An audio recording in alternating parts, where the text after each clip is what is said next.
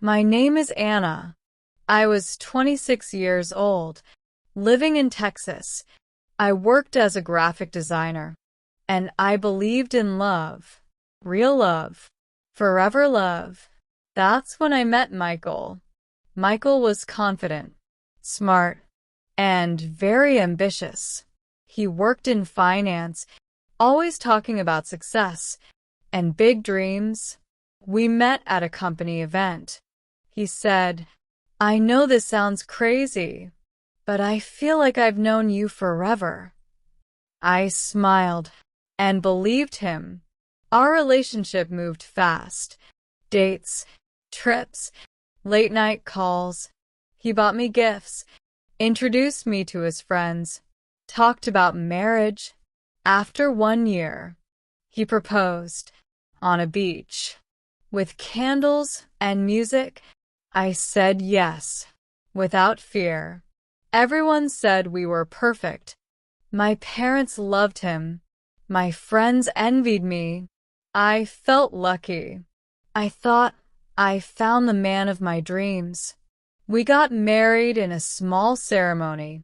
White dress. Happy photos. Promises. He said, "I will always choose you." I believed that promise. After marriage, we moved into a new apartment, new furniture, new life. I imagined cooking together, traveling, building a future. But reality was different. Slowly, very slowly, things started to change. After our marriage, I believed everything would become better. New home, new life, new beginning. But slowly, I started to see a different side of Michael. At first, it was small things. He forgot our plans, ignored my messages, came home late. I told myself, he's just busy. It's normal. But deep inside, I felt lonely. Even with a husband, Michael worked in finance, long hours, big dreams. He wanted success, money, status. I wanted connection, time, conversation.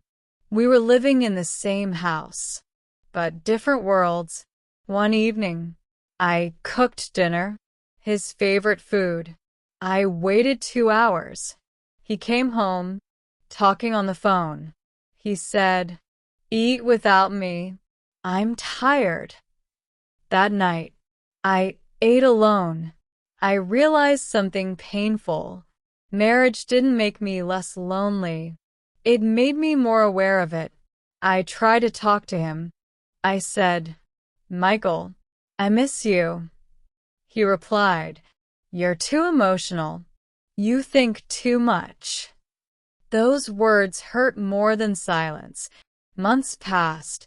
He stopped asking about my day, stopped holding my hand, stopped looking into my eyes. But he never forgot his phone, his meetings, his work dinners. One day, I met his colleague by accident. She smiled and said, "Oh, you're Anna? Michael talks about you a lot at work." I felt happy. Then she added, "He's always with us, especially with Sophia." My heart dropped. "Who is Sophia?" I asked. She said, "Oh, just a friend from the office." But her eyes said something else. That night, I checked his social media. Photos with coworkers, parties, smiles, but none with me. It felt like I was disappearing from his life. I finally asked him directly, "Michael, are you happy with me?" He stayed quiet, then said, "I don't know anymore." That answer broke me. I cried in the bathroom, so he wouldn't hear. I looked in the mirror. I asked myself, when did I become a stranger in my own marriage? I started remembering my life before him, my dreams, my friends, my voice. I realized I had slowly lost myself, trying to save a relationship that was not saving me. One evening, I didn't wait for him. I went out alone to a small cafe. There, I met Daniel. A simple conversation, a kind smile. He listened, really listened, for the first time in months. I felt seen. I didn't cheat. I didn't cross a line. But I understood something important. I wasn't asking for too much. I was just with the wrong husband. That night, after meeting Daniel at the cafe, I went home. Michael was not there. Again, I sat on the sofa in silence, and for the first time, I didn't feel sad. I felt clear. When Michael finally came home, it was after midnight.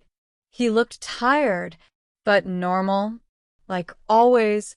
I said calmly, "We need to talk." He sighed. "Not tonight. I'm exhausted." I replied, "I've been exhausted for 2 years."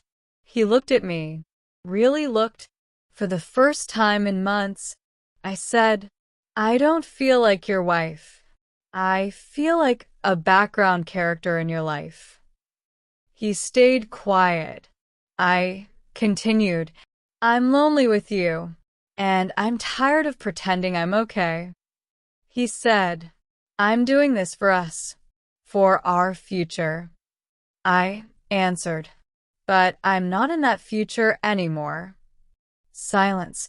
Then he finally said something honest. "I don't know how to love the way you need." That sentence hurt, but it also freed me. I whispered, "Then maybe you're not the husband I need." We didn't fight. We didn't scream. We just cried. Two people realizing. Love changed, and we didn't change together. The next weeks were hard. Moving boxes, papers, lawyers, signatures, divorce. A word I never thought would be mine. I moved to a small studio apartment, just me, my books, my plants. It was quiet, but it was peaceful. I started therapy. I learned to speak about my feelings without fear, without guilt. I learned that love is not sacrifice without limits. Love is presence, respect, connection. Months later, I met Daniel again. At the same cafe, we talked. Slowly, carefully. This time, I didn't run into love.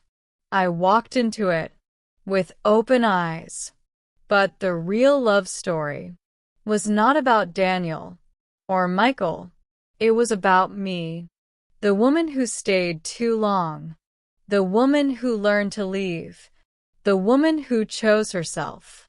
Sometimes the wrong husband teaches you how to become the right woman, not for someone else, but for yourself. If this story touched your heart, don't forget to like the video. Subscribe to Optify Mindset for more emotional English stories. And remember, your English can grow, just like your life. One story at a time, Red Heart.